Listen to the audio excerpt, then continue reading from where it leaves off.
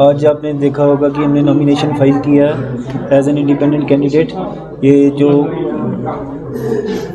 Father साहब के सारे साथी हैं, जो हमारे फादर साहब के सारे लोग जो उनके साथ जुड़े हुए हैं, उन्होंने मजबूर किया, उन्होंने कहा कि हमें कंपेल किया कि इलेक्शन लड़ना है। क्योंकि आपने देखा होगा जो जमहूरी निज़ाम है 10 साल से हमारे जम्मू कश्मीर यूटी में नज़र ही नहीं आया, 10 साल से कोई इलेक्शन नहीं हुआ है। तो सारे लोगों का बहुत बड़ा कंपल्शन थी और प्रेशर था मेरे पे कि जो हमारे वालिद साहब की एक बहुत बड़ी लेगेसी है, जिन्हें सारा पुंछ जो है शेरे पुंछ यशपाल शर्मा के नाम से जानता है, तो उन्हीं की लेगेसी को कैरी फॉरवर्ड करने के लिए जो मैंने आज नॉमिनेशन फाइल की है।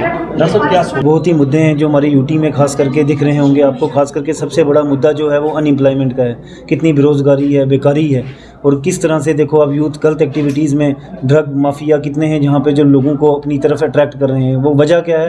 क्योंकि कोई जॉब ही नहीं है, एम्प्लॉयमेंट ही नहीं है। और आपको पता होगा पुंछ में जिस हिसाब से वादे किए जाते थे, खास करके हमारी यूटी में, कि इंडस्ट्रियल सेटअप होगा, प्राइवेट सेक्टर जितना ज़्यादा होगा उससे ज़्यादा बच्चे एंगेज होंगे, वैसा अभी तक हमें कुछ दिखा नहीं है।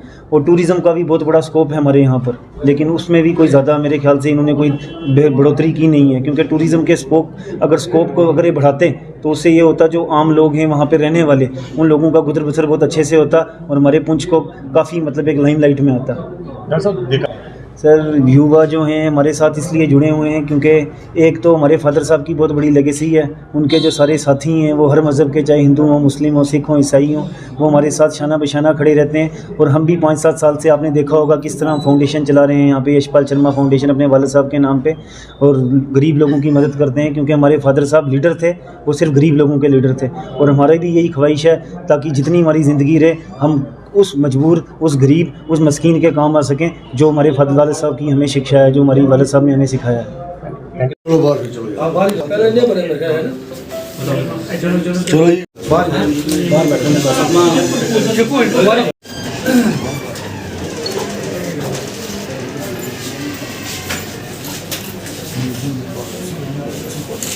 Of 1989 Ready Punch, do swear in the name of God, solemnly affirm that I will bear true faith and allegiance to the Constitution of India as by law established, and that I will uphold the sovereignty and integrity of India.